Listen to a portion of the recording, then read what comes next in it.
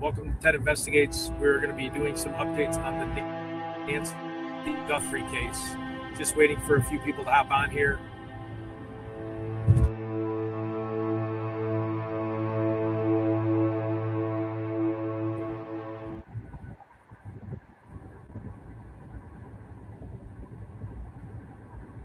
Hello, everybody. We're going to be playing some stuff from the Nancy Guthrie case coming up. Some updates, just some quick updates. A few videos here we're going to be streaming. We're just going to give it a little bit.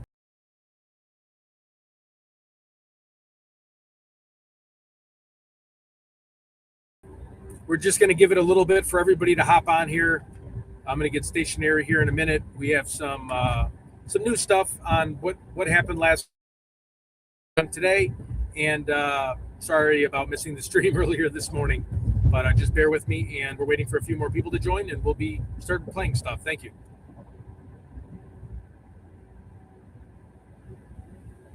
We'll give it a few more minutes, and we'll be ready.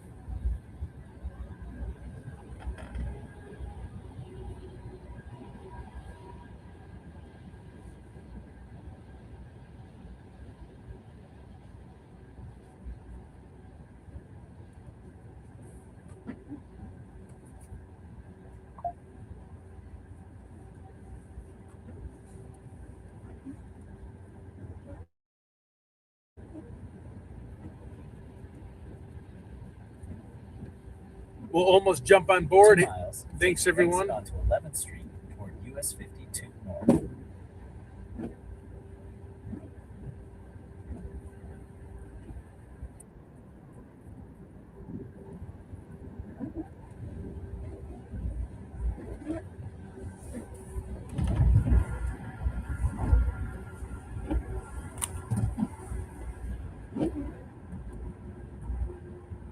Good morning, everyone. All right, we're going to play a quick clip of what Brian Enton has to say. Just bear with me for 1 second.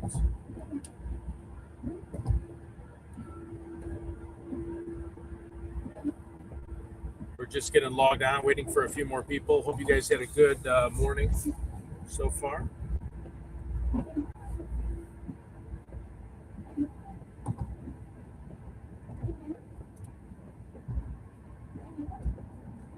We're just having a little bit of a streaming issue. We should have it fixed.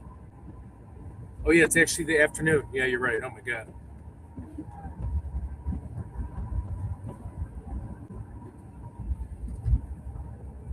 We should have this fixed really shortly. I'm going to be pulling over here in just a second. Again, we're going to go over the Nancy Guthrie case, some details about the event, going to show some videos, and as soon as I pull over. Thanks for your patience.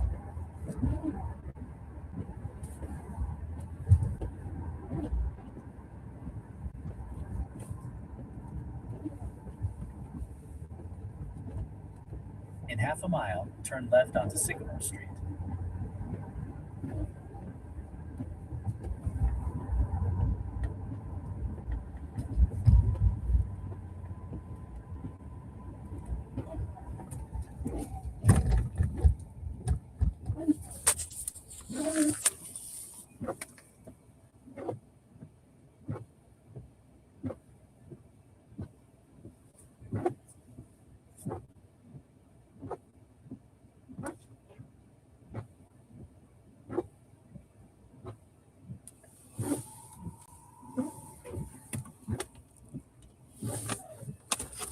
Should be in a pretty good area for reception here. Just a second.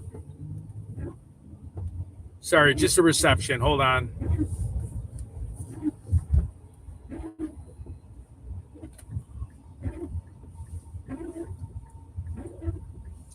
Should be up in a better area with reception here in just a second.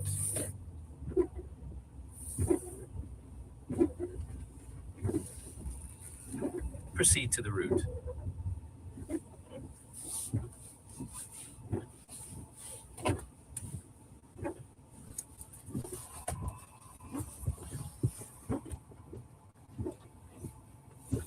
Let's see. Hold on. We might have to refresh our Wi-Fi. See the strength of the Wi-Fi.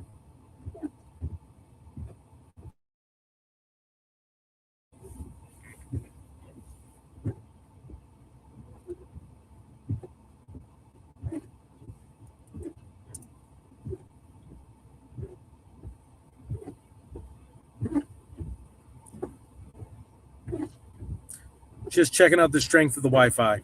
One moment. Thanks for your patience. I just had a pullover, so just give me 1 second. We're tampering with this Wi-Fi.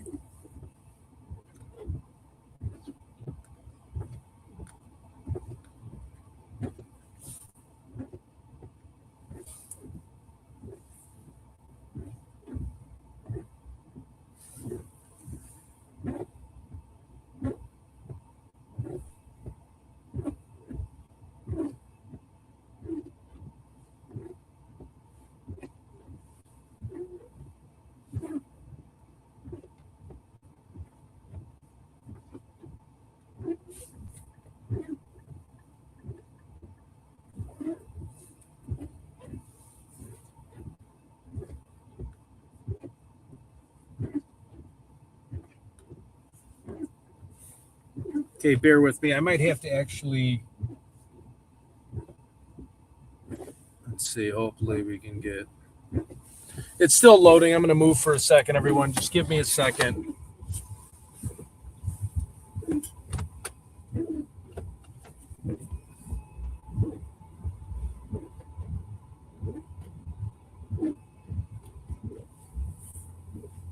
I'm going to move a little bit further down.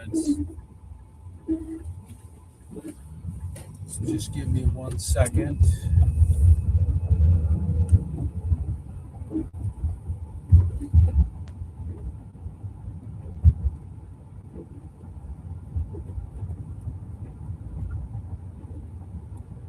Get more to a town. I have to get more to an actual town. I'm in a really small town, so the service is terrible.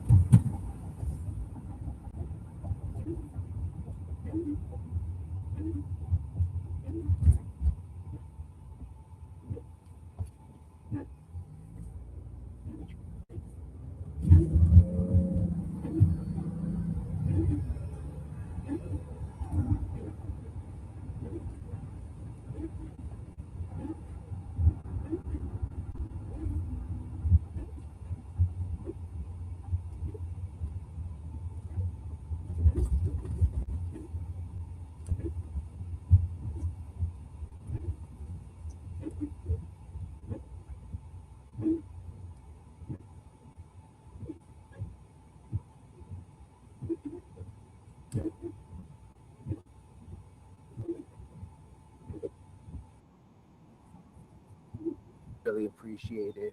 Please click to subscribe. Appreciate all of your support. It is day 38 in the search for Nancy Guthrie. I'm in Nancy's neighborhood right now. It's pretty quiet. I haven't seen any like FBI or Pima County Sheriff's detectives out here the last couple of days.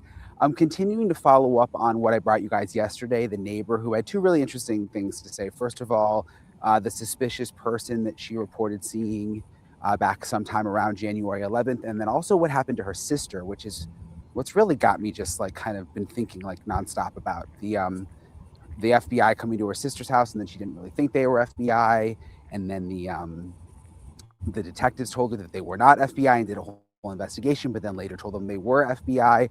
Very, very strange situation. We reached out to the FBI today and they said no.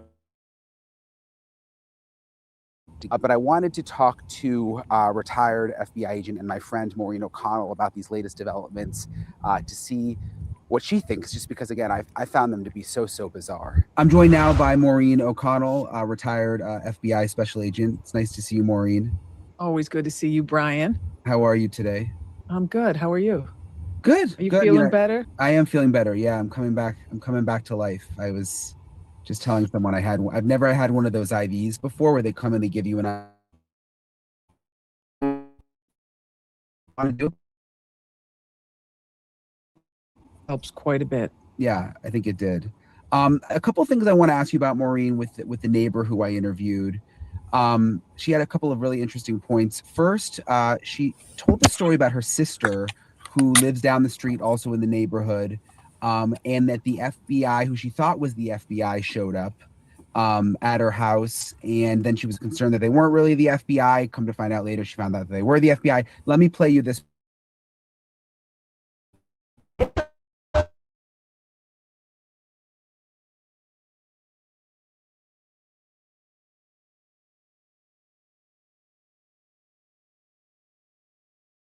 And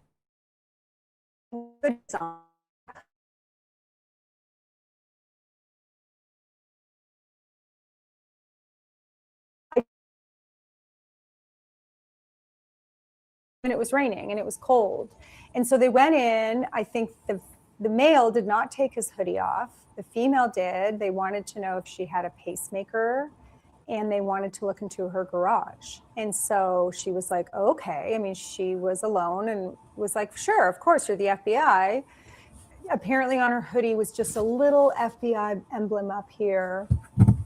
Well, then they left. And So they were in her house. They were in her house for like 20 minutes and talking to her, and she was asking questions, and they were kind of vague, and the guy didn't really speak, and he kind of creeped her out. So they left, and my niece called and said, are you sure they were the FBI? Because we all had discussed about copycat crimes, people posing as police officers, things like that. So she called the 1-800-FBI number, and it was busy, or said they were busy. So she called 911, and within 15 minutes, 10 minutes, there were 7 police cars, 4 FBI agents, said it wasn't the FBI. She was terrified. They swabbed her fingerprint. Yeah. And then were there till the middle of the night, and then just left, and she was terrified.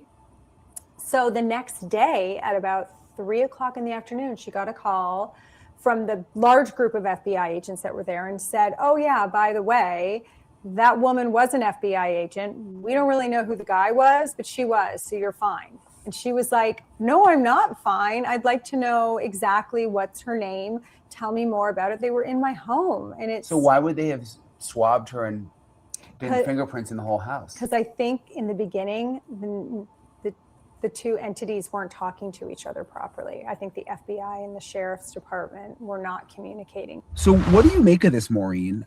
Because apparently the sheriff and some of the FBI were concerned enough that they did a 4-hour investigation, fingerprinted her whole house, took her DNA, were concerned that these were fake cops, but then called her the next day and said, oh no, we looked into it and it's actually legit.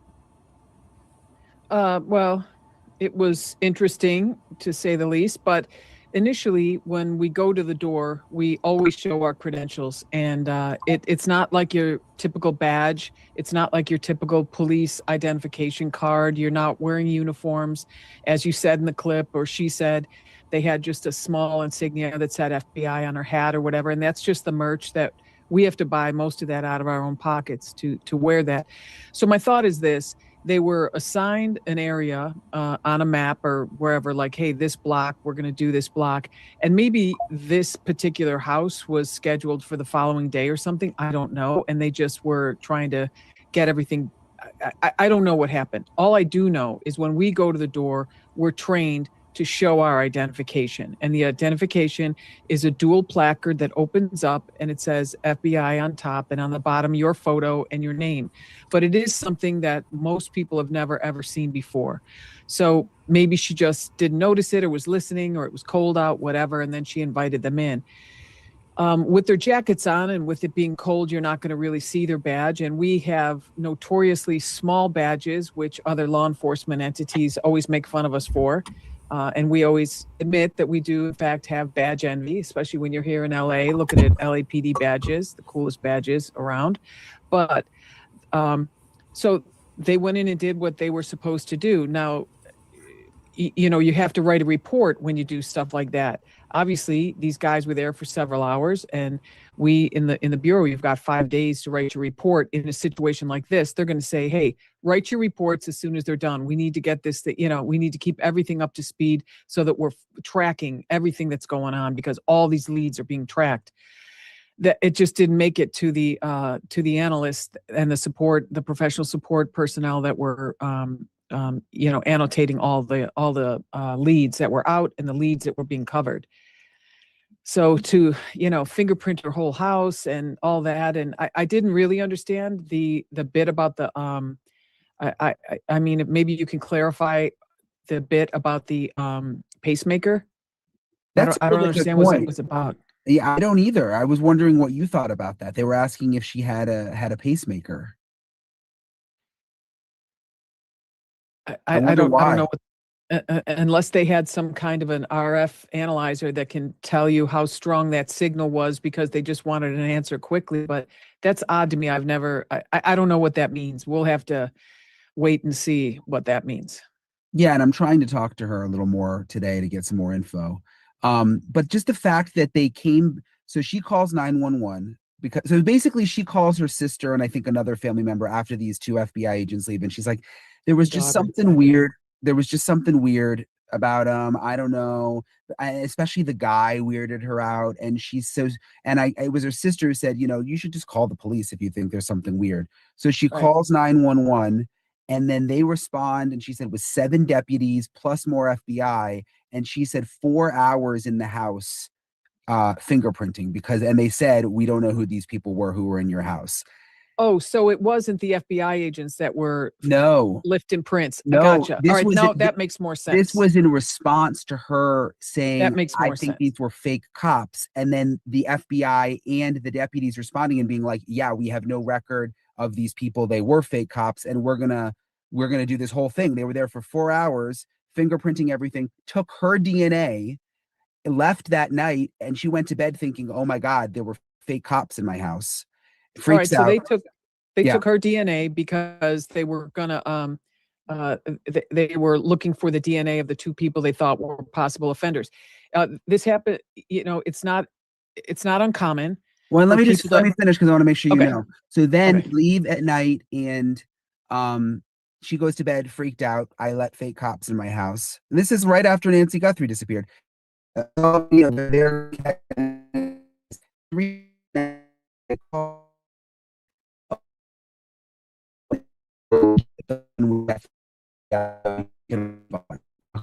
So she submitted the FBI agent for assistant. It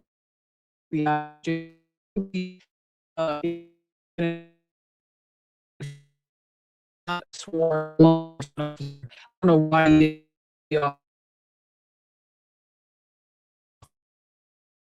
And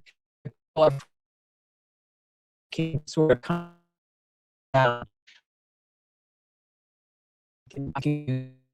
but that makes a lot more sense. So they did a buccal swab on her because they were going to compare and contrast DNA that they're pulling out of the house when they were trying to figure out who these fake offenders were, even though they were legitimate.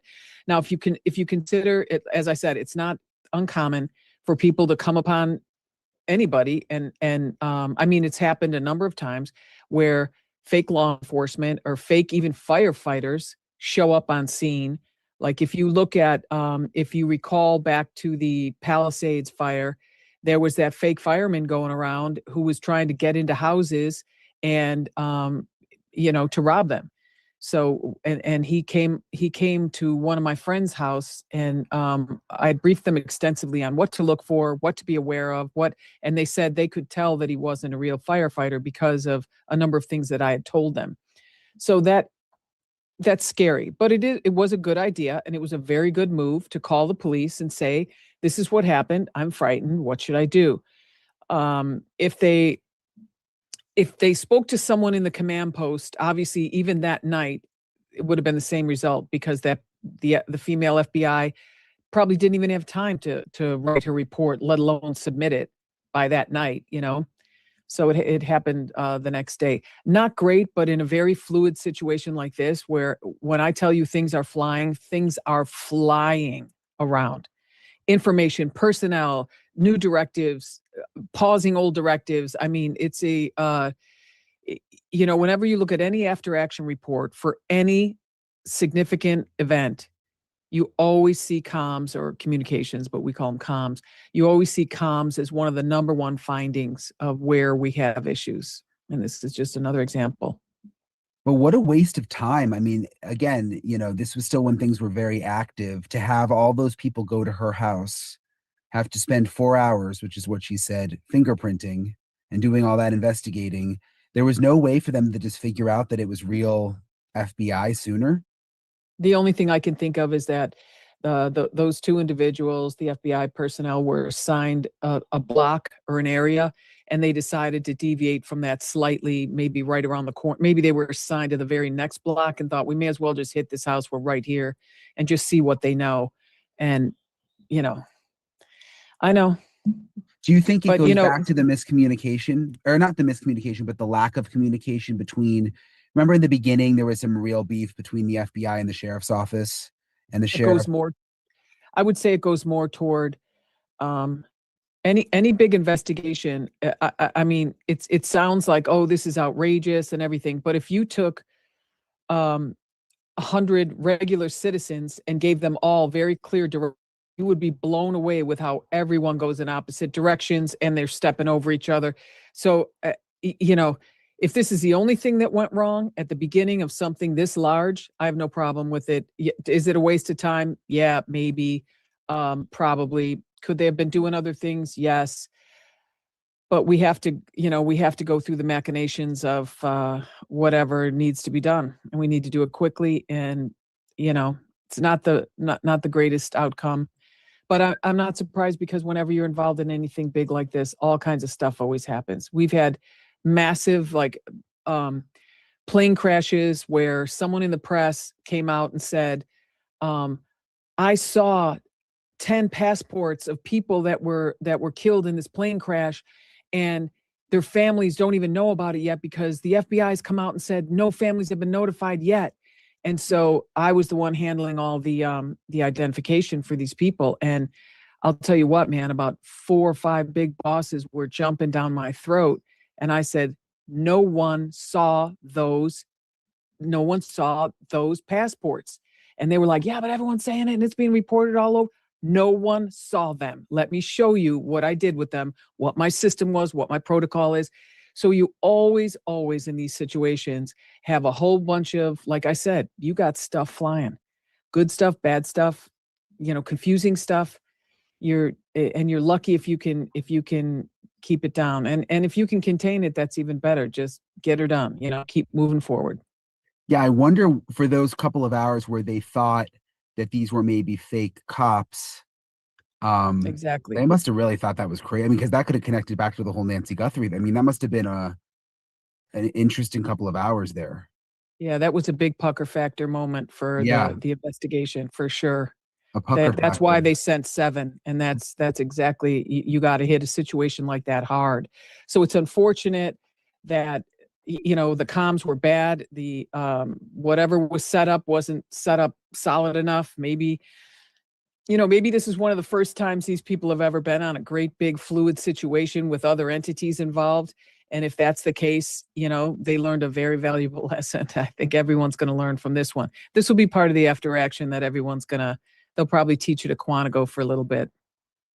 That's a new Maureen phrase I haven't heard before yet. The pucker factor. Oh, the pucker factor is real. You haven't used that yet. Mm-hmm. You mentioned you Ask Steve about the pucker factor. He'll tell you stories too. Okay. You mentioned you were telling your friends during the fires like how to be careful of fake firefighters. Like, what would you say to people who are watching this in terms of like fake cops and stuff? Like, what should people look out for?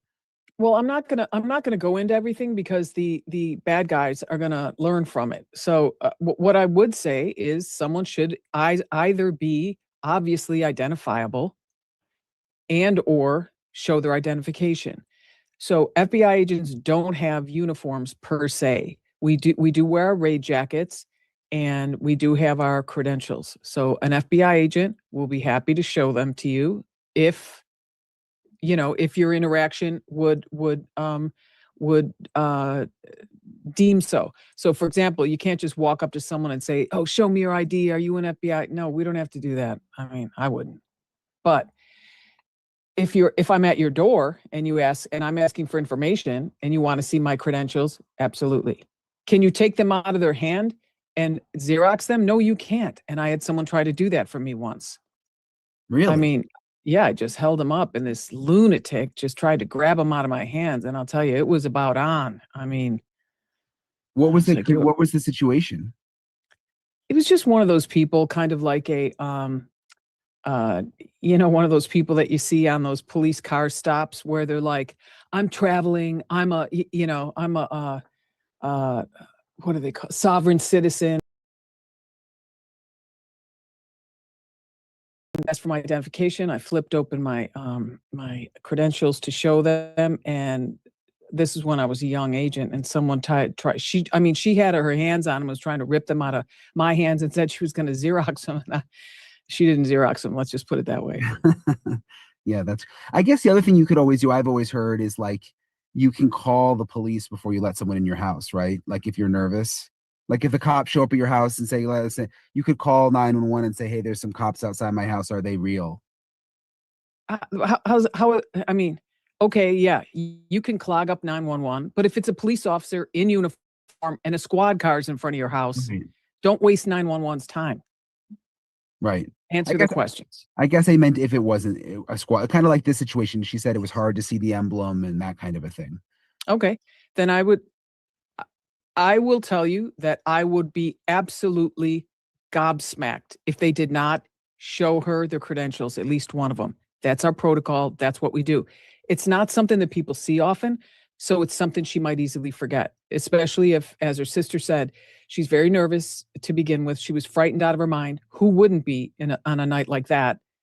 And she would expect to see a police uniform and maybe her raid jacket, which she didn't have on if it was cold. Did you say it was raining too? It was raining, I it was think. raining. Yeah. Okay. Yeah. Yeah. So she had to have rain gear on. So rain gear we don't have, raid jacket style rain gear where it's got the big gold FBI letters on it. I've never seen it if we have it. So that's probably what happened. She probably flashed her creds and felt that the woman, she saw recognition in the woman's face and put them away or something along those lines. But we don't just, as a general rule, we don't go up to just doors and just say, hi, I'm with the FBI without, just wearing a suit. It just doesn't make sense. It's without wearing uniforms. Yeah. I thought you were going to be shocked by this story, but you're not. No. Yeah. It I'm makes not sense, shocked. though. There was so much going on. I'm not shocked at the whole thing with the jam.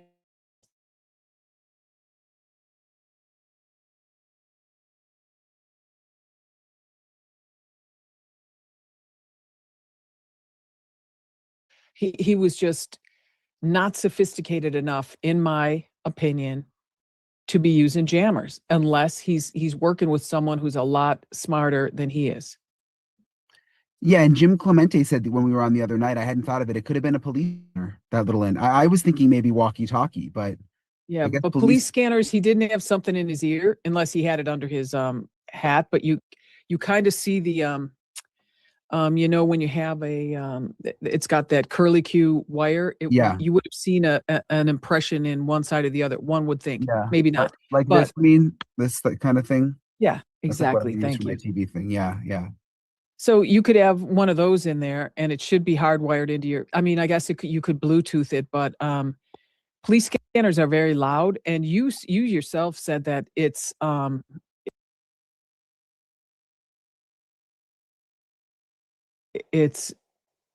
there's just little or no Wi-Fi around there, even though the radio isn't Wi-Fi, it's RF. But there's probably, I don't know, it might not be easy with a police scanner. And what are you going to hear? You're going to listen to a police scanner, and here's what you're going to hear. Units on scene, 211 in progress. I mean, who knows that? Yeah. That clown on the front steps doesn't know that type of, you have to, it takes a police officer trained a long time to be able to discern all those, everything that's going on in the, and they also say things like that, the 200 West Bach of whatever, they're not, I'm not, yes, they could have had it. Yes, they could have one in the car. But I don't know. I'm thinking walkie-talkie. Yeah. I'm thinking walkie-talkie. Keep it simple, folks. And, because he had to call that car when they got Nancy out the front door, pull the car up. And that's what they did. We're coming out the front door, or we've got Nancy, pull the car up and come in and help me carry her out. Yeah. And you still think that I hate to go down this road, but that she was not alive? when she came out? I've gone back and forth and back and forth. What I do believe is she was carried out.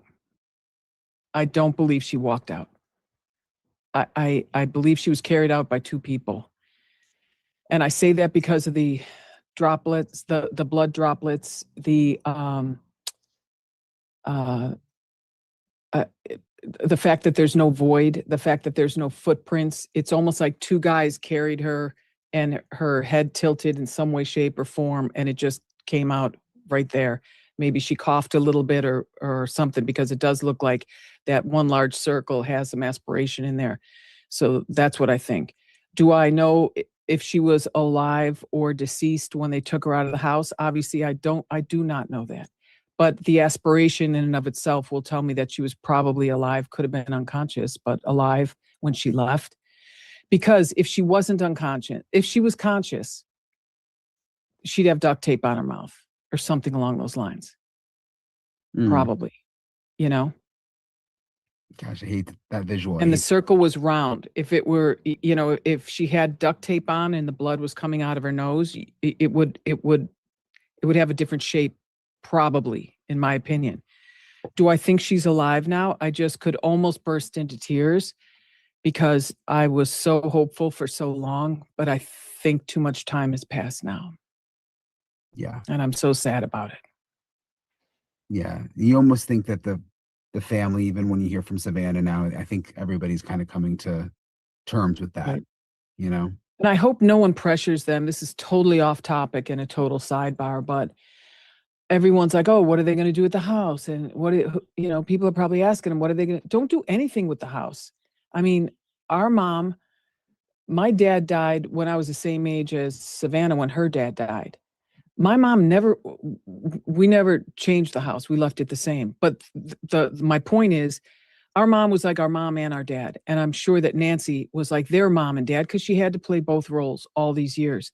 Sometimes you just need the comfort of your mom's house. And if you can afford it, just leave it the way it is. When our mom passed away, everyone was like, when are you going to sell it? When are you going to sell it? And it was, just a small condo or something. But I talked to my family and, my brother was like, sometimes I just want to go over and sit in mom's chair and have a cup of coffee. And I'm like, take 10 years. We don't care.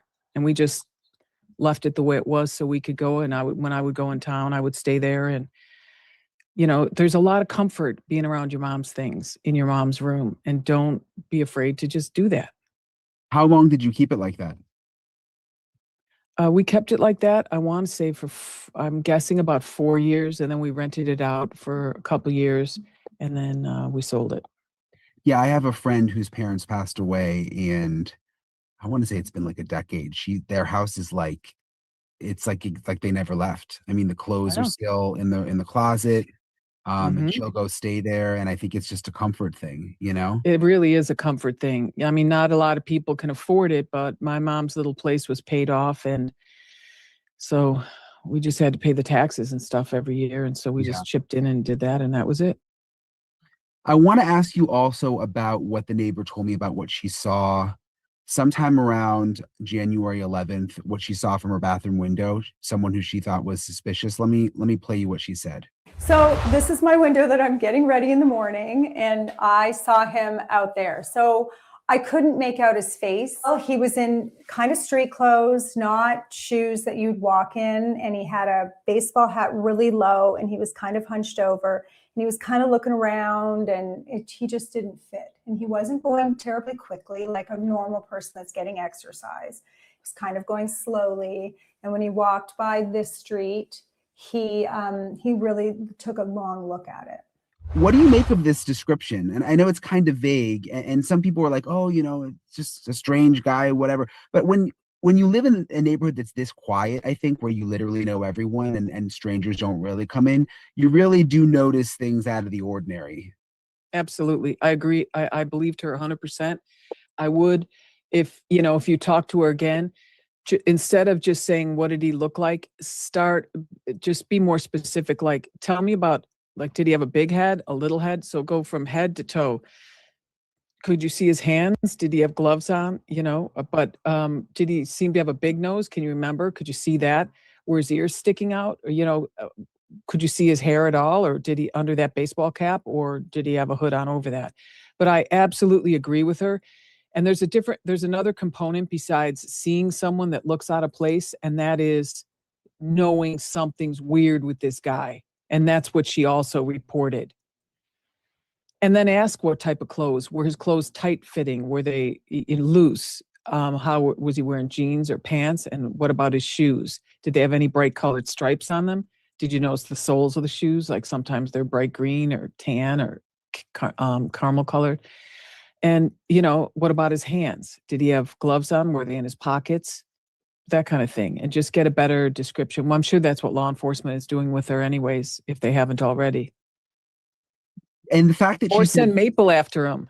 oh my gosh, Is that the dog's name, Maple? Yeah, her doodle was so. The dog was so yeah, cute. I know, it's a really good dog, and she always walks the dog, so I kind of got to know the dog. Yeah, really, really, really nice people, just genuinely nice people. You could tell. Yeah, they really are. Her and her husband, and they've got kids and stuff. But yeah, and she was saying that she thinks that was around January 11th. Like right, Yeah, it may have been January 11th, but she knew it was right Right. around then because that's around her birthday. And we keep going back to this January 11th date because the FBI was asking other neighbors for video from January 11th. So what do you think that means? Like, do you think that her story to the FBI is what caused them to ask other neighbors for video? Or do you think there's something else the FBI knows? That was my first thought. But then the more I thought about it, the more I thought her data point just added to the first one. So when tips and leads are coming in and everything, and you say, oh, this guy, this guy with a hoodie was here walking, then you have someone else come in that's totally from a different place and adds another data point and it just pushes someone up the rungs of the ladder, getting them more and more attention. So in this particular instance, I think she just added to that data point, and that someone, because she didn't say January 11th, she said it was somewhere right around my birthday. So that could be a date range of a week. Someone told them January 11th, this is what we saw. And maybe someone took a grainy photo of this person, and everyone agrees that that person does not belong in this neighborhood. As always, I really appreciate Maureen.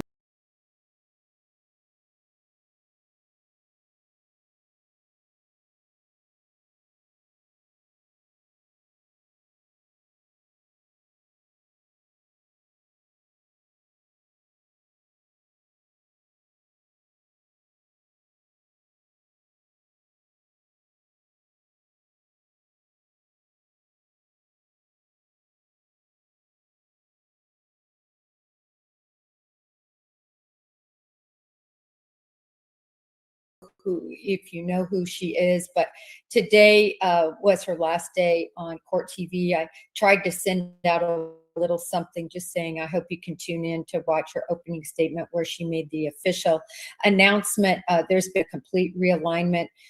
Court TV has been purchased by Law and Crime Network, which is Dan Abrams. So they've purchased and basically done a sweeping basically they are keeping three anchors on only. And I'm not sure how many producers, but basically they're completely redoing it, I think, because of that merger. So anyway, I will definitely have Julie on soon. It might just be really a fun episode, but we'll see. Anyway, I'm looking forward to having her on my show since she has been so kind to host me so many times. And not just that, we've become friends over this time. She's so genuine. She's so real, so loyal, just a wonderful soul. All right, moving on. I am so excited to break this down. And basically, there continues to be a lot of creators, a lot of people in the social media space that basically are doing long form kind of Dateline-esque versions of why Tommaso Cioni, Annie, and the drummer, I'm not even going to say his name because it's been way too much publicized. I've done a lot about him on Twitter in the past, but basically why they murdered, and they're not even say abducted. They say was for always from the beginning for the purpose of murdering Nancy Guthrie. So that's the whole premise of these shows.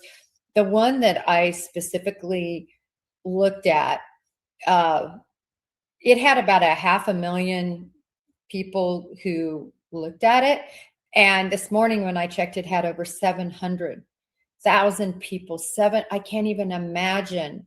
I feel so blessed to even have, you know, a few thousand of you out here. And I'm a retired investigator. This guy has absolutely zero background, zero professional experience in such matters. Not that you don't always have to have that, but it really helps when you're evaluating evidence, and especially when you are prepared to essentially point the finger at the daughter of somebody missing and at the brother-in-law. Of course, I understand now that he did the same thing with the Smart case. I don't know if they ever sued him or not. I'm hoping again to have Elizabeth Smart on soon. I'm in conversation with her staff, and I can't wait. It's going to happen. I just have to figure out when and when her schedule opens up. So anyway, but I just had to go over these points because I think they're really important. And I've got about 8 pages of notes. Okay, so what I did was went through minute by minute, second by second of this video and just looked at what they had to say. Is it true? Is it false? You know, what's the story with all of this? Actually, let me remove that. And I want to put this photo up first. See if I can get this up. No, that's not the one either. I've got some really cool photos, but there's the one I want up. I want this photo up. All right. He starts off the video talking about how on March 2nd, that as we all saw in this heartbreaking video, we saw Savannah and we saw Annie and we saw Tommaso arm in arm, holding each other, hugging each other. It was specifically, I think I just said this, on March 2nd, in front of the memorial or, of flowers that are there in front of Nancy Guthrie's home. And essentially, you can hear them crying. You can really hear Annie just sobbing. It had to have been such a cathartic moment, especially when you consider she's been in that house 50 years. Annie and Savannah grew up in this house that just all the number of times Tommaso and Annie, living only 4 miles away, 10 minutes, would have visited that home, all the memories it held, and to now see this,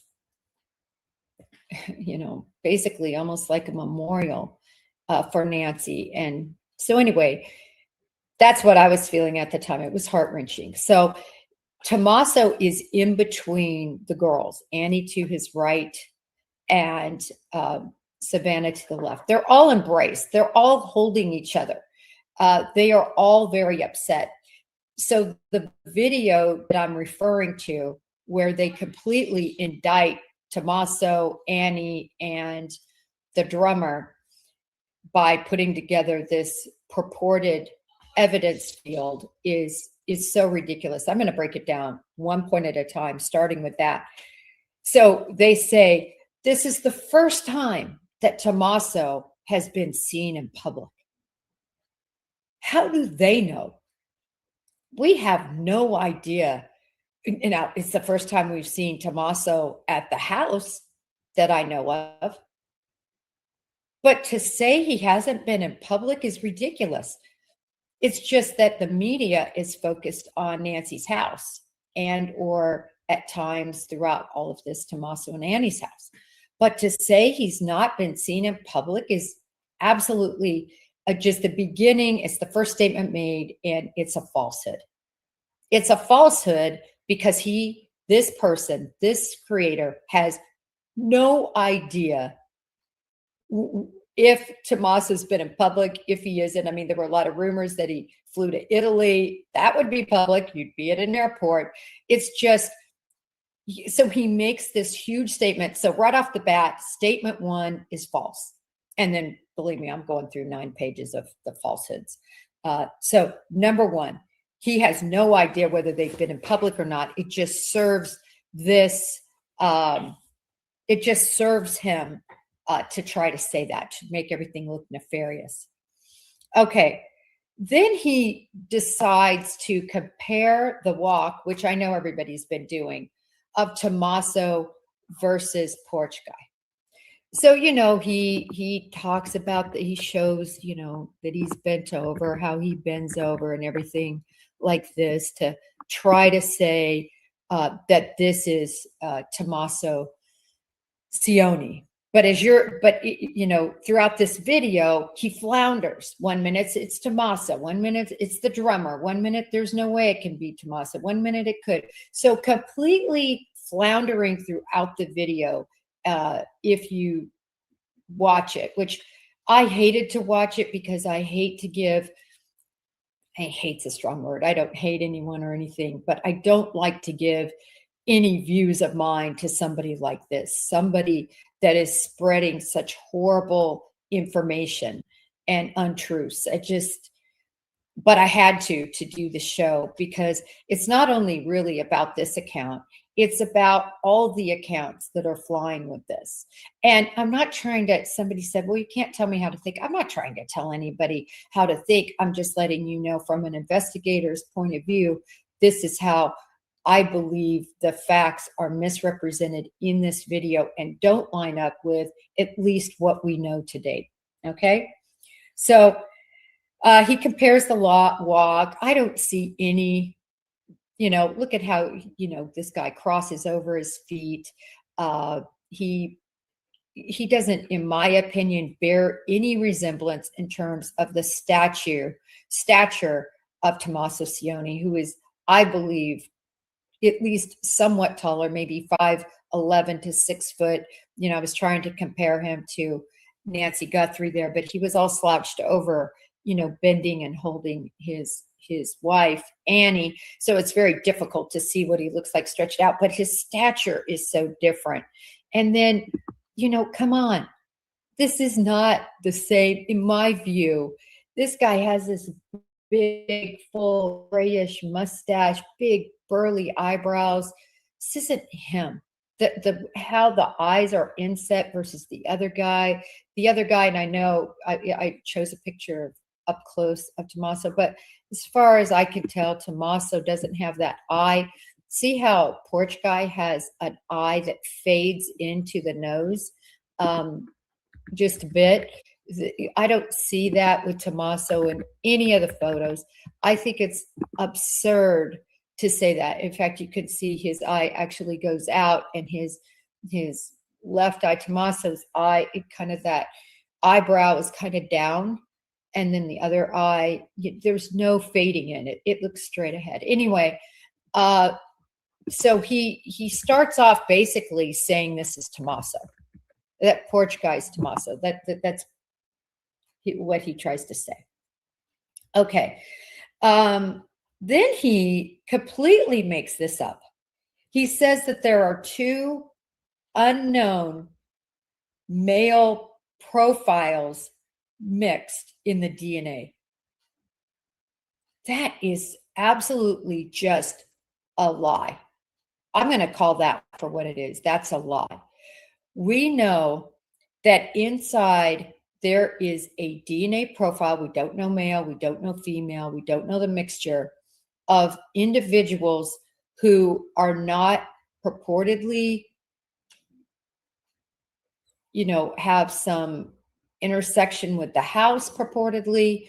And then, in fact, based on the latest assertions by Sheriff Nanos, he says now it's more than 2 profiles, et cetera, et cetera. I mean, he basically is really trying to say, I think that it's going to be difficult to use that. We know that it could not be compared to anybody in CODIS, meaning there was no CODIS hit, but I believe that could be because of the split profiles combined with not having enough markers. CODIS provides for so many markers that need to be evident to do a match. People are sort of overlooking that piece. And, but anyway, he just pulls out of thin blue air that it's 2 male profiles on this, which is just not, it's just false. I don't know. He just is like making things up to serve a narrative. Then he also talks about how this glove, the glove that, you know, that didn't match CODIS. And apologies, I should say that I think the DNA that was in the house wasn't even comparable to CODIS that I know of. We know that the glove, which I'll put up here, that was found 1.5 miles from the house, that we were told by law enforcement has similar characteristics of the glove that was worn by Porch Guy, right? This glove and this glove, they said, has similar characteristics. So it was really promising. That DNA, we know, was compared to CODIS and didn't come up with anything. But this is what we don't know. And I don't want anybody to get confused with the DNA that was evaluated that came up to a restaurant worker. From at least Sheriff Nanos, that's one of the 16 gloves that was found. That is not this glove, is my understanding. This glove is still being worked on for a comparison in IG. That's my understanding, is from, again, Sheriff Nanos, very hard to follow. You know, I've already said what I think should happen to that. Yeah, only the FBI should be responding, and it should be our media rep, who they're very professional. They could give very precise information. And, but from the messaging he's given, the glove that was cleared, if you will, went back to a restaurant worker. That's how I understood it. I did not understand it was this glove. And also regarding this glove, this person purports to essentially say, this glove is it. Like, this DNA belongs to the perpetrators or perpetrator. You know, they haven't said whether it's 1 or 2. I've always said I think it's at least 2, but nevertheless, it's such a huge supposition to say this glove that was found 1 mile away, that was found well after this area had already been searched, but then was researched and found, to say that this glove is even of that importance. Now, it's important enough that they're getting the IgG done on it, which is going to take a while, but they're doing that. Now, if anybody understood something different, let me know. But the last messaging from Chief Nanos seemed to be that wasn't even this glove. It was a different glove, one of those 16 that was found. So, you know, he's trying to say that, as I said, I mean, he's just making this up. 2 unknown males found in the DNA mix. So anyway, another made up thing. I'm only on point 3 in page 1, so I got to hurry up. Okay, I already covered that glove. Okay. So he talks about, let's see. Oh, okay. He goes into the 41 minutes that everybody's using. And I just want to point out, we can't take that as absolute. The reason we can't take that as for absolute is it quite honestly could have been longer. We know the camera disconnected at 1:47. So we have that time frame. And that we know her watch, Apple Watch, disconnected from her pacemaker, which means it, you know, when it was at the nightstand, because they always say, do not wear your Apple Watch alongside your pacemaker as you sleep. So she did the right thing and had it on her nightstand, but it disconnects after a very short distance. And we know that that happened at, I believe, 2:28. And that's sort of where they're coming up with, you know, this figure. But there's no doubt in my mind that it is at least possible that somebody entered from the back. That's sort of been my hypothesis. And that the reason that Porch Guy is up here going like this is he's kind of like, he knocks kind of 2 times on that, kind of like, let me in. And then I believe the reason he gets that shrubbery or pulls that flowers is he's kind of waving it, going, yo, I'm here, let me in. That is completely, and I'm going to say this. I'm not saying that as fact. I'm saying that as my hypothetical as to why in the world he didn't grab a brick. He didn't just smash and grab. He didn't just do it. To me, he was perhaps trying to get the attention of the individuals in there to let him in. That is my hypothetical, based on the fact that it seems he came to this door to do a very particular purpose, which was to remove the camera, and that there was locksmith work done on the back of the house. And it makes a lot of sense to me that the reason that they wanted to take her through the front of the house, which we know they did because of the blood droplets, is because they didn't want to take her all around this huge swathing house where she could have been seen by other cameras, or that a camera on the roof, if they knew about that camera on the roof, which I think is quite likely. So nevertheless, this person tries to say emphatically it's 41 minutes. Could be. All I'm saying is we don't know, and no one knows at this point. But certainly the 41 minutes has been well discussed, and I think it's fair to say that they were in there, the perpetrator or perpetrators were in there quite a while. This individual that did this video, to be fair, we both agree that it was likely more than one person. They talk about smashing the floodlight in the back, and that Fox has the video showing the flash or the smashed floodlight. Again, this came out in one of the ransom notes about a smashed floodlight. I still don't know. None of us know whether that floodlight was smashed before the event or after the event. And this is why I say that. Was it a detail they just wanted to show, hey, listen, smashed floodlight? No one would know that unless they had been there. And if it was smashed after, as I said, I don't think Nancy Guthrie would have had time to go flip on the floodlight. I think she was laying sound asleep in her bed. In fact, we know that because the pacemaker didn't attach till 2:28. So I'm working with known facts here. So I've always wondered if it had been broken, somehow broke prior to that. Again, this is a light pollution free neighborhood where you're not really going to need these floodlights. So was it something that had broken by an animal, by javelina, by something? And that's what they were trying to point out, that we know about the smashed floodlights. So that has never been clear. So I think it's bad to make the supposition as he does. He says they smashed the floodlight in the back. Where is that? I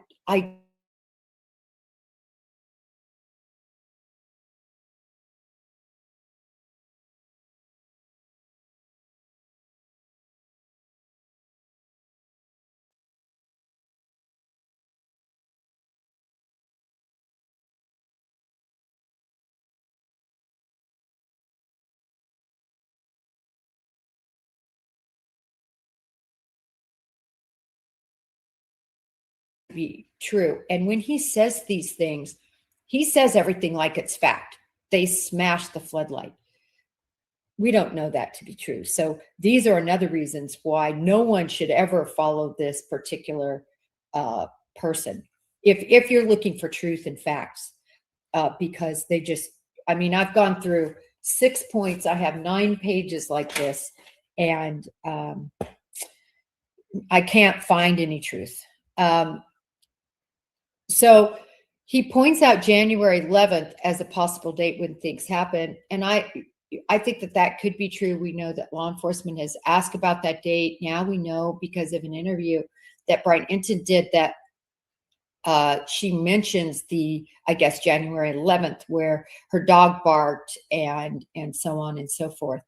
I wanted to talk about really quick, not to digress too much, the end of that interview where she talks about the FBI came to, I think it was her sister's house. It was her sister's house who lived down the street, and that there was some confusion whether they were FBI agents or not. And then they called the sheriff's office and they were all panicked. Purportedly 7 cars came out, and then purportedly it wasn't, they said it wasn't the FBI. And then they later said, no, it was the FBI. There's a video that I pulled and I wanted to have it here today, but it's just been too long ago that I did it, about how difficult it is to watch the FBI now and how they're attired. Back in my day, and again under my supervisor, you dressed up to do your work, other than if you were going to be out, for instance, searching on your hands and knees or something for evidence during or like a ERT, evidence response type mission, or a surveillance mission, or a arrest mission, a tactical mission. That's totally different. But when you're going to somebody's house, as an example, to interview them about video, just to do canvases, you should be dressed up. And I've been driving this point home now for over a year. People expect, look, detectives are always in suit and tie. That's how they dress to intersect with the public. It's the proper attire. I grew up in the Bureau where that's how you had to be attired. Even doing arrests, especially if they were white collar, we were in suit and tie and collar. Guys were in suit and tie, and I was in a dress or in a suit, pantsuit. Why? Because when you show your badge, you lend yourself some credibility. I showed this picture of these guys. One of them looked like a gardener. The other one looked like they were going fishing. I mean, or like you're there to service something. It's terrible what's happened to the Bureau in this respect. And if people showed up in a professional manner, the FBI, not just with a t-shirt on that says FBI, but professionally dressed to do these sort of intersections, there wouldn't be confusion anymore, because that, I think, is what the public expects. And, I don't know if it'll change. I don't even know exactly where it changed. It changed after my generation. I retired in 2016 after 25 years in the FBI. There's no way you could go out. Again, I'm not talking about surveillance or, evidence collection. I'm talking about when you're introducing yourself as an FBI agent and you're asking to do an interview.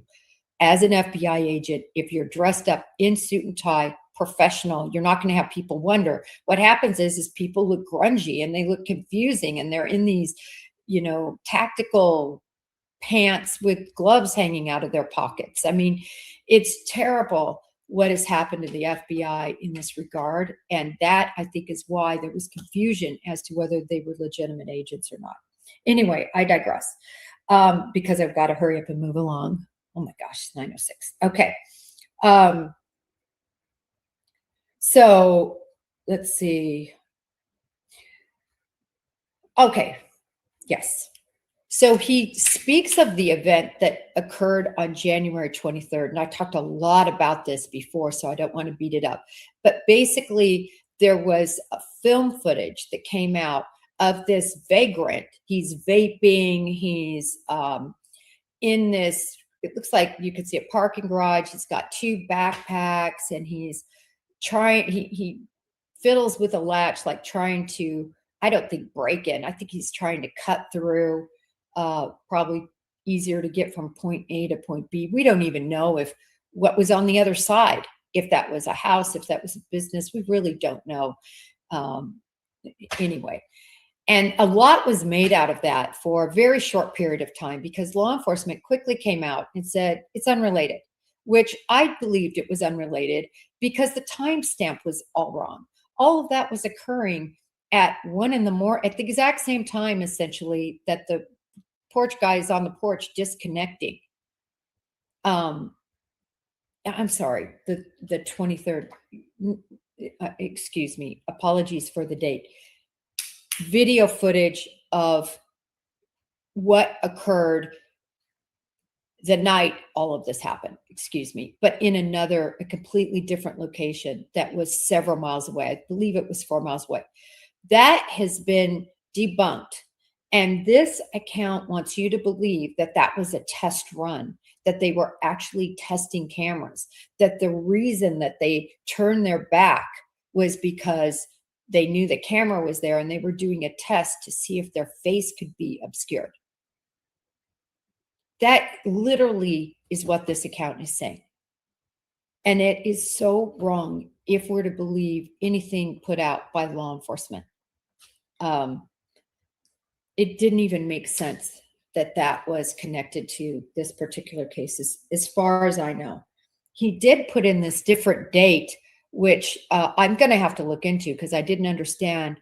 He's all over the board in terms of he'll say one thing and go to another thing. So it was very difficult to tell with the footage he was showing and then the date he was saying how that could make sense. But nevertheless, to say that that double backpack scenario was some sort of test run done by Porch Guy and any possible cohorts to try to figure out whether the camera could capture them or not and how they would react on camera is absolutely ridiculous, in my opinion. All right. He talks about that, and he lists these particular news sources. He says ABC, NBC, CBS, and CNN. I was so sad not to see News Nation listed, but he didn't. Said there's sources that say there's 2 different times that Porch Guy came to the residence. And we've talked a lot about this, right? We know this is the time that everything really happened, and you see how it's backlit so very, very light there. And then on the other film, which I'm not sure I have here, I do, that it's very dark and he doesn't have his backpack, and it even looks like a different jacket and different shoes, and that this could be a different time frame. I've always said this. According to this law enforcement source, contacted all of these different outlets, ABC, NBC, CBS, CNN, News Nation, even though he didn't mention,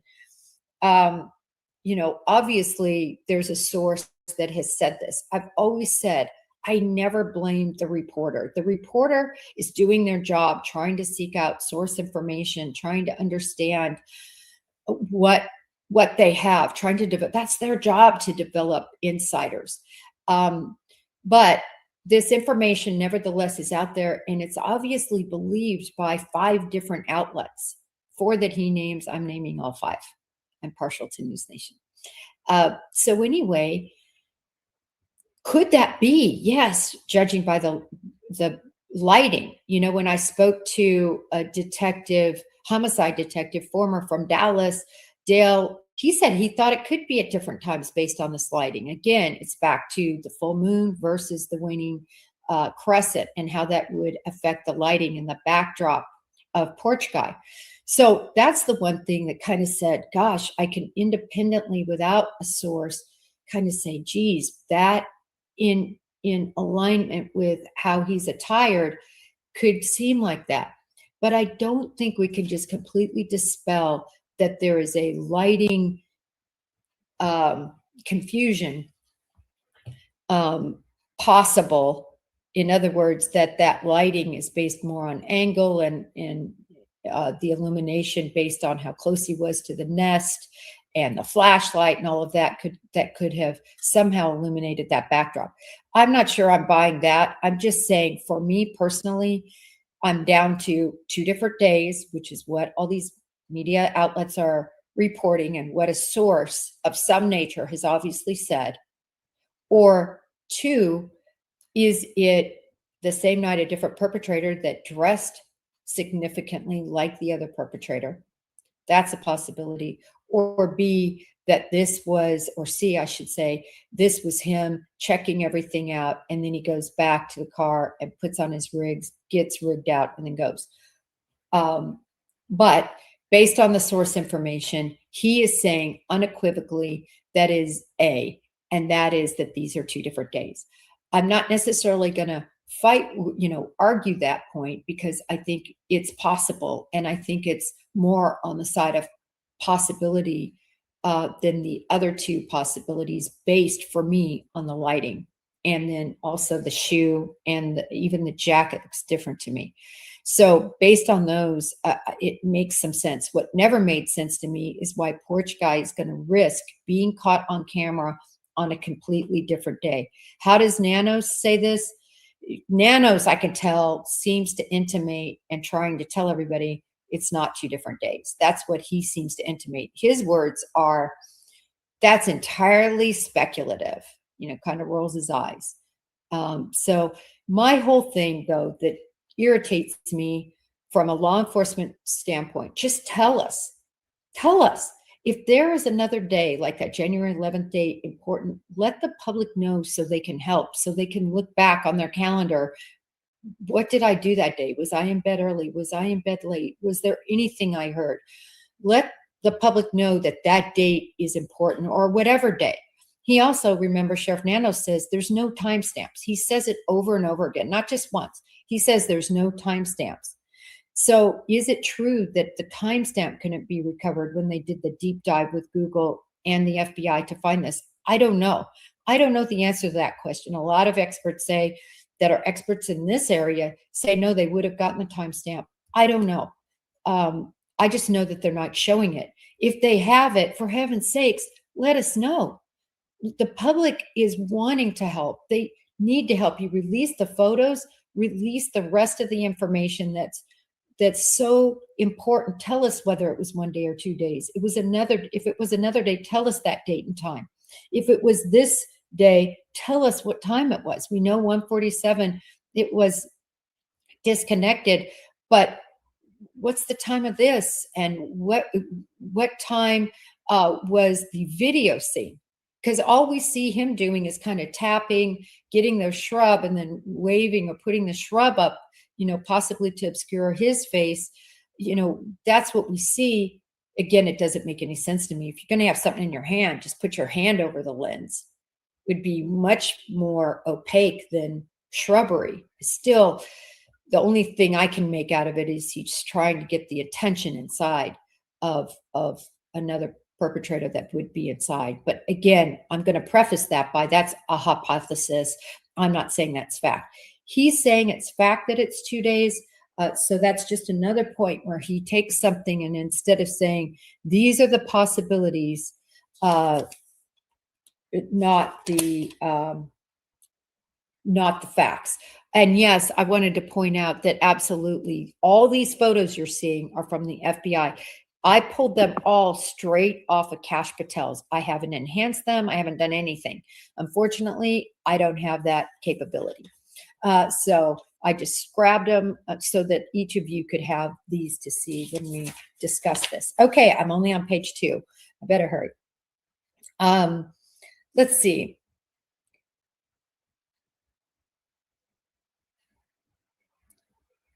Okay, he talks about, again, going into, he reverts back to this because I'm just going in order, how all of this sort of reconnaissance was done at other locations to understand how his face could be obscured on a camera and how he needed to turn so I don't want to beat that horse to death. He talks about it throughout the video. Listen, this is how you obscure the camera. You put your head down. He knew there was a camera there. That's why I will say this account and I both believe that there was very much a familiarity with this house.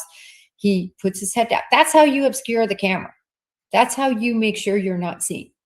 So you don't have to go study that by risking being seen on all this other video footage that's out there and now somehow trying to make a nexus that this was porch guy practicing at all these different locations. It's just ridiculous in my opinion. So he talks a lot about how he judges, I should say, how Tommaso Cioni doesn't come forward with the family, that he's the only family member that didn't come forward, that Savannah's crying, that Annie's crying, that Cameron's there, and that he's not there. Well, listen, the other brother-in-law isn't there either. Savannah's husband isn't on all of this. Savannah's husband isn't on the news begging and pleading. Poor Savannah's husband is trying to support Savannah and trying to be there for the children who have just lost in terms of being missing, who don't know where their grandmother is and probably fear the absolute worst from everything that is known to the family. They are just trying to keep it together. He's trying to keep his wife together, who has so much sadness. And then you talk about Tommaso, he's doing the same thing for Annie. Annie, who has lost her mom, at least in the fact that she's not around and likely would not survive an attack like this. all of this is happening. And of course, he's not going out in public. Very early on, it was speculated by so many that Tommaso and Annie were involved. They took this picture, and I put this picture up too, you know, because this was a picture of them being seen. But again, this was after them being named as suspects in this, that they were the primary suspects. And it made a lot of sense at the time that a source would report, because I 100% believe that it reported that he was the prime suspect.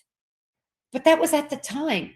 Anytime you're doing one of these cases, your prime suspect are going to be the people in and around of the victim.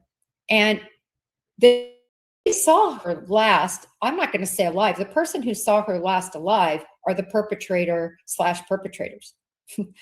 It's not these guys, it's the perpetrators of this crime saw her last alive. But people want to say he saw her last alive. And that's not true either. And of course they had their head, they were like, they, you know, disengaged from social media. They were likely getting threatened. And from what I've seen online alone, oh my gosh, people still want their heads. And it's accounts like this that to me are absolutely irresponsible, trying to paint a picture of why these two murdered, which he talked about, say it was all about murder. So it's going to continue to perpetuate with large accounts like that, saying that without a shred of evidence before us. And so basically he says that he's just been sitting around at home and he's not doing anything to clear his name, not coming out publicly and crying about his mother-in-law. Well, the one time he comes out in public and cries about his mother-in-law, he's ridiculed for it being staged. People are actually saying that horrible scene was staged. What is wrong with people? That was not staged. I have to think it's people that are, first of all, keyboard warriors that just sit behind their keyboard and have nothing else to do but say terrible things to victims and victimize victims because they can.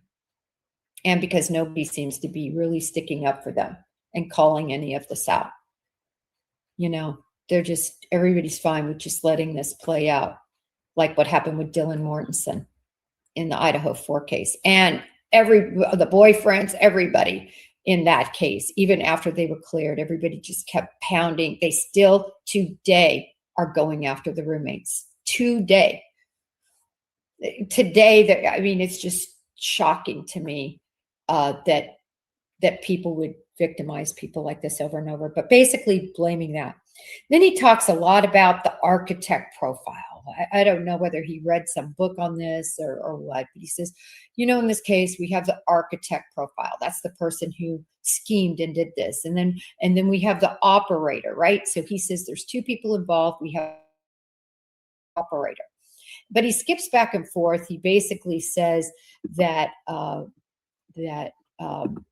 Tommaso is your architect, and the drummer that he's known for 19 years is the operator.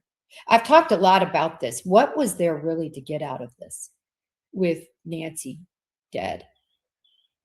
$1 million house who, after taxes and real estate fees and everything else, maybe divides up $250,000 maybe to the 3 left. There's no way she had a life insurance policy. 84-year-olds don't take out life insurance to give money typically to their grown children, one who's worth $40 million and the others who are teachers and former military, who the last thing they want is for their parent to take out some life insurance policy. Anyway, what was there even to gain? He never goes into that. Again, he's been married to Annie Guthrie for 20 years. He tries to spin that as he's had 20 years to sort of plan this and to have knowledge of it and to, you know, it's just Absolutely unbelievable. He's a teacher. He gets big time into the fact that he teaches AP Bio. So right now, my son has AP Bio in high school. And AP Bio, these AP classes are very regimented. You can't just go out and say, I'm going to do an AP class. You have to follow certain standards. So let me tell you the standard synopsis. You study chemical life, cell structure, cell energetics, cell cycle, hereditary, gene expression and regulation, ecology, and natural selection. Darwinism, basically. He told me, I asked him this morning, he said his teacher has never donned a pair of nitrile gloves ever in 7 months of school, 8 months of school, whatever. It starts in September and now we're clear into March. Never has he donned these gloves. He's either teaching premises and things like that. Not that you're ever not in the lab, but I am just telling you that he told me these nitrile gloves, he hasn't even seen him wear. Let me tell you what this account says. And I did this as a quote. He said that every single day, Tommaso is wearing nitrile gloves. Anyway, that's an out and out lie. He's never been in his class. He doesn't know what he wears. And he seemingly didn't even do his research on how AP classes work and the structure of what is studied. And that no, all professors don't walk around in nitrile gloves every day, which is what he's trying to say. He talks about how he dropped him off, but he's very confused. This account, he says, dropped her off at the gate and then purposefully rigged the gate so it would be open. We know he took her through to the garage and made sure she got in. That's what was reported. Took 2 minutes, I guess, for the garage door to close. It's been reported, or go up and close. Nevertheless, that went through and watched her go into the garage. That's my understanding of that. He never even talks about all of that. He loves to use these terms, ownership behavior. He says that the person on the porch showed ownership behavior. This tells me he completely took from somebody who has profiling, behavioral analysis experience, years in law enforcement, and his grasp at some of this terminology, the architect, the ownership behavior, to make himself seem more knowledgeable, and that it's not a stranger. And he says, quote, the 20 years of dinners have encoded in his body. That's a quote. So he's trying to say that all the dinners and times they spent together over 20 years are now encoded in him, that he knows exactly the specifications of the house and about the gate and how to move around on the porch and all of this. Listen, that's a small porch. It does not take 20 years to study how to move around on that porch and not be seen by that camera. But anyway, it's very dramatic. He just says only family would ever know, like where the plant was or other things. I just totally disagree. I've always agreed that it is somebody very familiar with Nancy or this house, somebody who had the insider knowledge. We agree on that slightly, except for he takes it to the nth degree. And I'm not doing that. Let's see. Yeah, he says he left Nancy, that Tommaso Cioni left her at the gate. That is not the information I'm understanding, that he left her at the gate. But if anybody has information other than that, I understood he left her at the garage. He talks about how the pills were left behind. I have researched this. I even know that there is an account that proclaims to have part of the search warrant. I need to go back through and look at that account. It's an account of, anyway, anyway, it's an account that purports to have this search warrant. And in the search warrant, they're asking for medication, for her medication. I haven't been able to find that. When I find that, I found that out from somebody I really trust, that at least that they saw that this account said that. I haven't had the time to go back and research this account, try to figure out where that is. But if that's true, that they ask in a search warrant for Nancy's medication, if that's even true, that would mean they did take the medication. He points out they didn't take the medication. I've seen mixed reporting on that, whether the medication was taken or not. The reason that I do think there's a lot of support that the medication wasn't taken is because at the very beginning, you hear Savannah and you hear the sheriff talking about she has to have her medication. She has to have it. And that if she doesn't have it within 24 hours, it could be a mortal situation for her. So to me, if the medication was taken, I don't know why they would be saying that.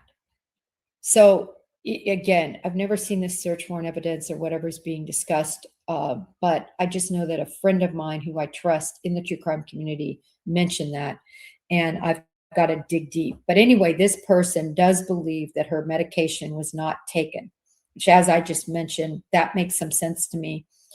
And that if it weren't taken, they never meant for her to live, that they meant to murder her. And that's where he starts jumping, that this is all about a murder. This is not about an abduction for ransom. He says the timing, this really got me. He says the timing of this is so interesting, and because it was purposeful, because they wanted to do this kidnapping, abduction, when the most powerful person in the family wasn't around, being Savannah, because she would be at the Olympics.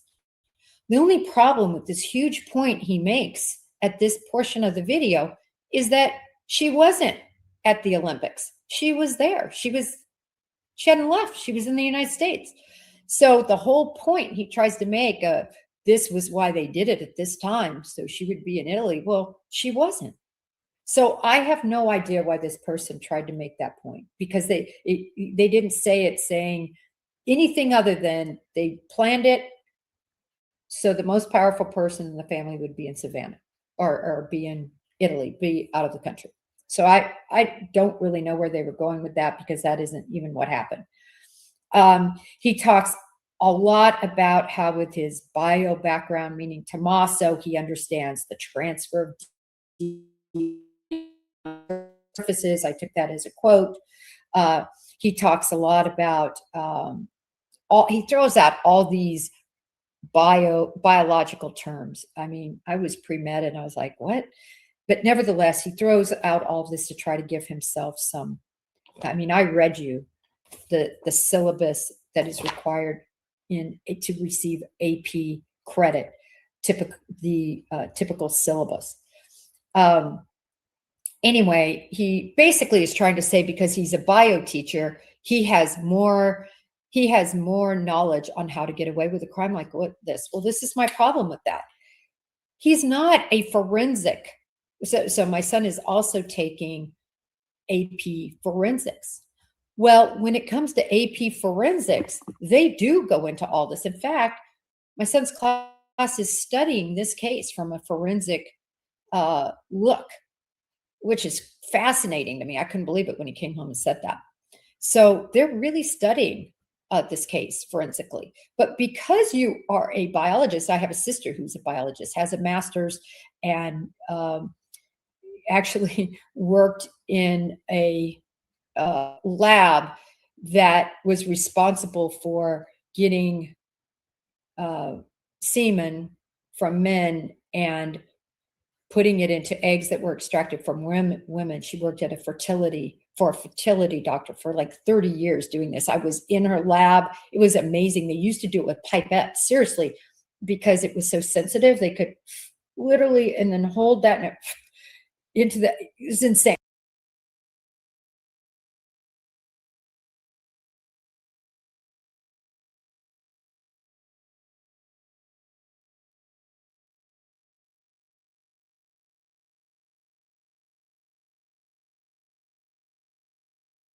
like in a petri dish.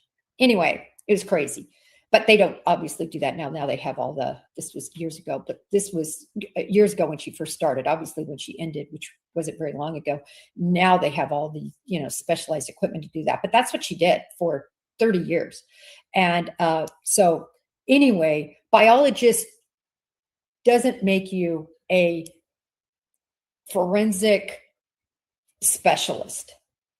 So he makes this huge leap in trying to say that a biology teacher is somehow a forensic expert. And that's just a big leap.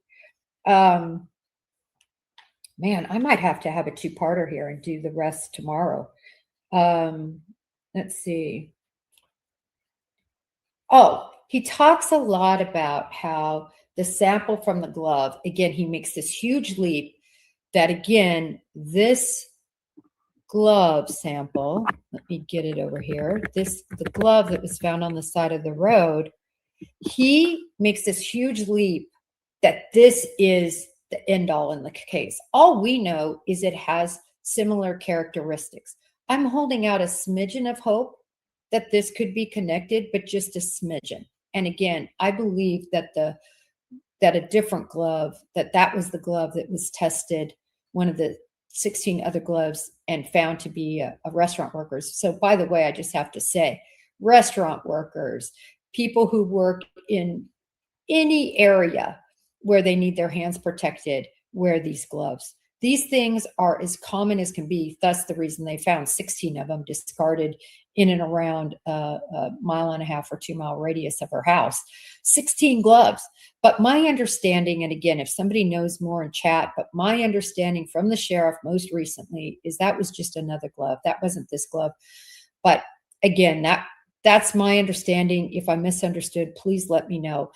But this account is saying that this is the end all. This is the glove that, if it matches up, is going to lead to who did this. This is the problem with that. He says that the match wasn't in CODIS. And he says, well, listen, there's 19 million it was matched against. And that, Sione didn't have a criminal record, so he wouldn't be in CODIS, trying to make the link that because he wasn't in CODIS, that, see, that means it's him. There, you know how many millions and millions of males aren't in CODIS? CODIS is only limited to, in some states, only if you're convicted. In other states, arrested, but only after a certain time frame. In other states, they take all crime scene DNA and put it in CODIS, but it's only 19 million. There are millions, hundreds of millions of males in this country that don't have their DNA in CODIS. That's why genetic genealogy is so important, and going to 23andMe and all of these other venues, because that is where you see these huge number of profiles, not just 19 million. So he tries to make the leap that, see, that's another clue that this is Tommaso. That's ridiculous. Then he piggybacks off that and says, because then that would give the question, well, wait a minute. 1 minute you say porch guy is Tommaso, and then 5 minutes into your video later, you say, no, really, he needed an operator because he's really the architect, although he could be the operator. And now you say it's the drummer, Tommaso's buddy of 19 years, that it's his drummer that did that. Only the problem is the drummer has a criminal history involving a burglary, robbery. In other words, it's this event, which I talked about, where he stole a watch. He was in a bar, supposedly trash drunk, and stole a watch and some other things. I think he served a year on that. And a DUI, obviously it would seem that perhaps his drummer had a drinking problem and did these crimes many years ago. I can't remember the number. I want to say 15 to 20 years ago. And yeah, he's going to be in CODIS, but he makes, well, maybe he wasn't in CODIS because they didn't swab him. And so that could be why he's not in CODIS. So whatever the premise is of this account, he just angles his concoction of facts to match his premise. So it's so messed up. It really is. Oh, this is a really good one. This is probably my favorite. And I'm going to have to do a two-parter because I'm only on page 4. So we'll do the second one tomorrow. But he says that, you're going to love this. He says that the reason that porch guy acts like such a buffoon, which people are saying he's a buffoon. Look at, he's evaded the full breadth of the FBI now for all this time. So wasn't complete buffoon. But that the reason that he's so comfortable and that he has his gun seated wrong and that he goes and gets these branches, he says all of this happened on purpose because it was Tommaso's plan.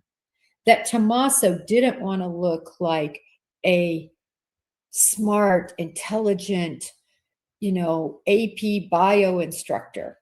That no, he wanted to look like an idiot. This is what he says. He didn't want to look like a science teacher.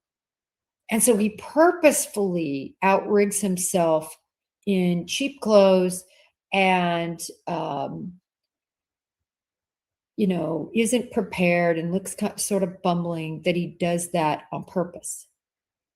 I can just tell you, in my years of working violent crime, and Dale will say the same,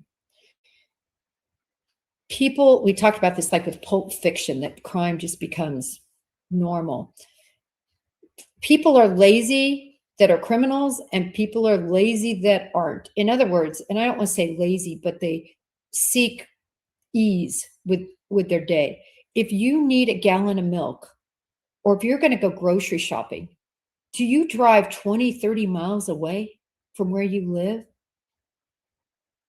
Perpetrators typically hunt where they live, eat, and work, right around their familiar surroundings. That's where perpetrators, unless they have been hired, that is where they get their victims. They use clothes they have. They use what they're comfortable in. They don't go out other than to pretend to be, say, like what we saw happen in the Scottsdale case, where they dressed up like delivery workers. They don't go out and, seek to dress. They use what they have. They're not lazy isn't the right word. It's just people who dress and look and do what's familiar to them. Other than, like I said, if you're trying to dress up like a particular look, like they wanted to pretend to be an Amazon delivery person. We see that all the time. I'm talking about something like this. Dale Lundgren, I love what he said with this.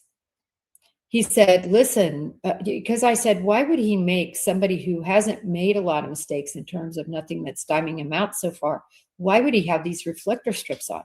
He's like, he grabbed his backpack, didn't even think about it because of all the cases he's worked.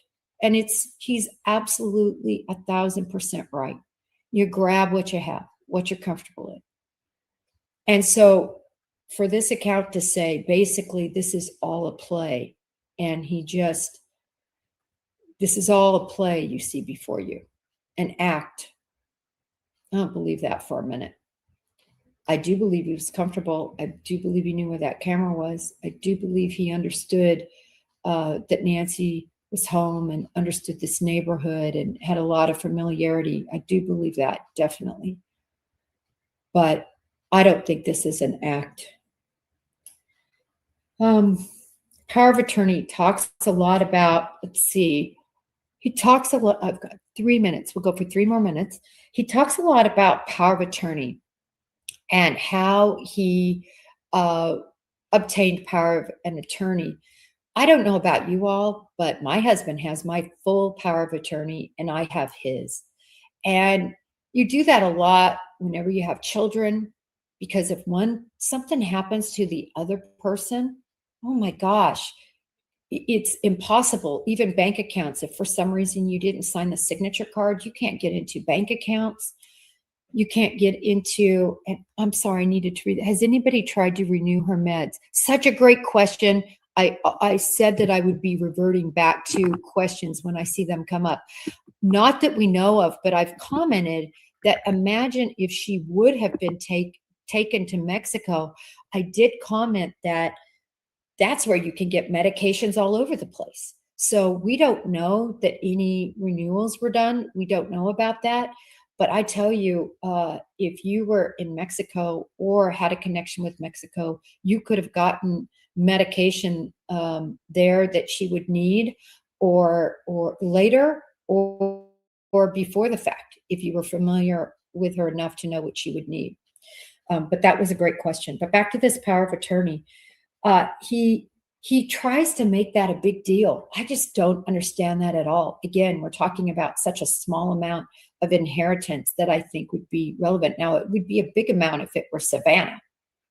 But then again, the chances that Tommaso Cioni would be inheriting much from Savannah aren't likely. But you never know. If in my siblings, many of them are in my will. My family is getting, if they're alive, they're getting it all. My kids and my husband, obviously. But if we all go down in some plane wreck, I have my siblings in there. So in any event, my point is that power of attorney is needed when you have kids. It's needed a lot of times for real estate transactions.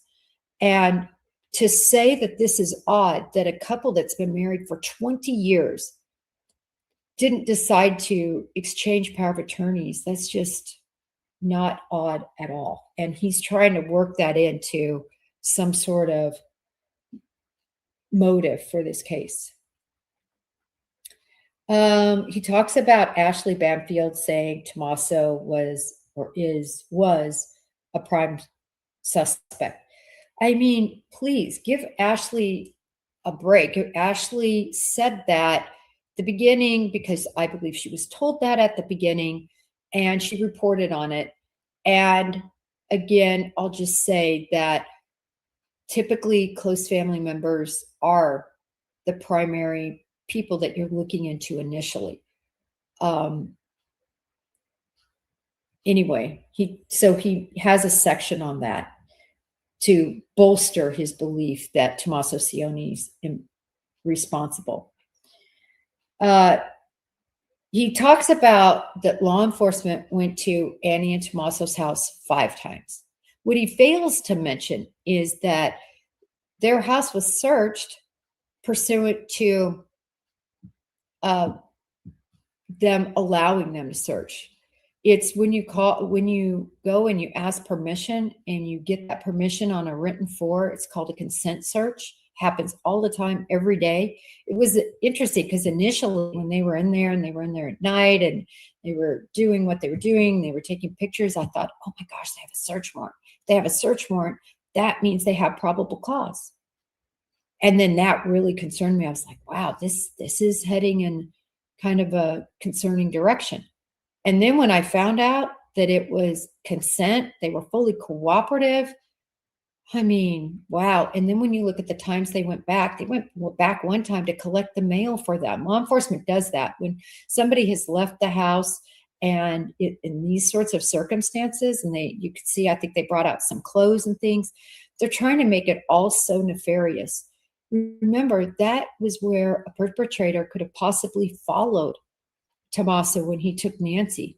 So the fact that they were looking in bushes and combing through that neighborhood and doing multiple canvases to see if anybody saw anything, I think that was related to, could the perpetrators have not been waiting and laying in wait at the house, which would not be smart because then a neighbor might see you at the location where you're now going to take somebody, where you're going to abduct somebody.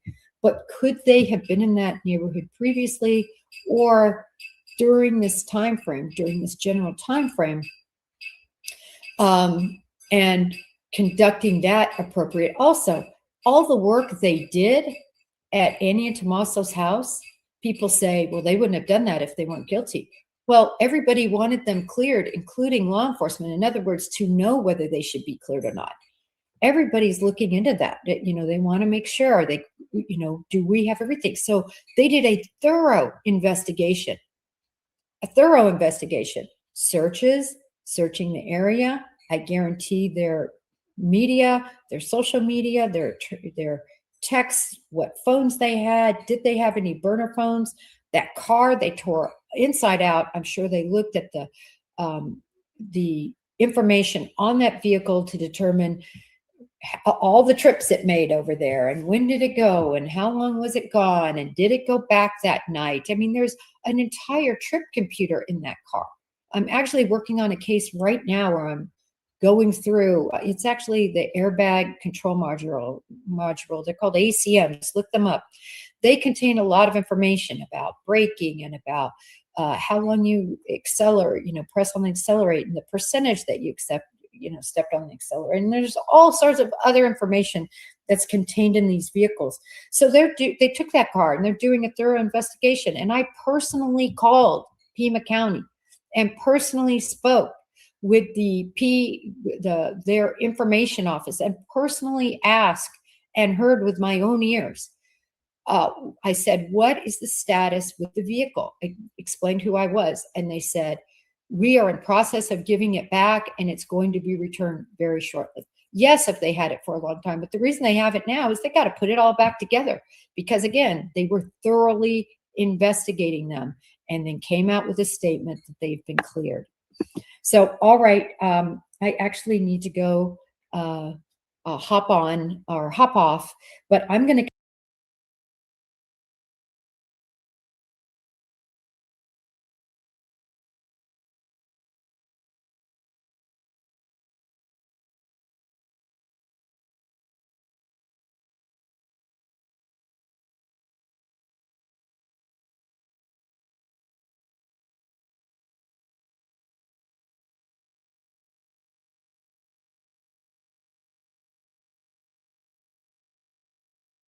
continue this. I'm on page 4 of 8. Actually, I have 9, but on page 9, we already discussed it. So I'm going to skip back, and this is going to be a two-parter on I'm focusing on this video, but this video actually kind of ties together all the TikTokers, all the other accounts, kind of puts it all in one long-form version of the, in my opinion, wrong spotlight that is glaring on them. And listen, if they end up indicting Annie and Tommaso for murdering Nancy, which is what this account is saying, if they end up doing that, then you know what? I will eat crow. I will say that, wow, that sheriff's office, I believed that written statement that was given. I believed it was true because in my 28 years of federal law enforcement experience, including 25 years in the FBI and working 15 years on task forces, a local department would never release something like that, ever, without the nod of the Bureau. I'm not saying the terminology and what was used and how emotional it was. I'm just saying the overarching memo. And that memo was the family and all in-laws, including Tommaso Cioni, are clear. And that to continue to put them under the microscope and go after them is cruel. And I just agree with that. It's cruel. And I tell you what, we saw in the Idaho 4, a professor who a TikToker went after, and she got a $10 million judgment. Will she ever see a dime of that? I doubt it, but she got that judgment. And these accounts that continue to indict them, I think it's just so very wrong. I tell you, I just put myself in Annie's shoes and think if my mother, something like this happened to my mom, and people thought it was me based on nothing other than they took my car and they, with my permission, searched my house with my permission, did everything with my permission. And my belief is they took a polygraph, they interviewed without an attorney. That's my belief. They did everything in their power to help with the investigation. And I say that, the sheriff says that too. He said it from day one. So you know, at the end of the day, I just don't think that they're involved in this. And I think it's cruel what people are doing online. I'll continue part 2 tomorrow. And for everybody who took their time out of their morning to join us here, thank you so very much. Until next time, may justice be served for Nancy Guthrie and for all the missing.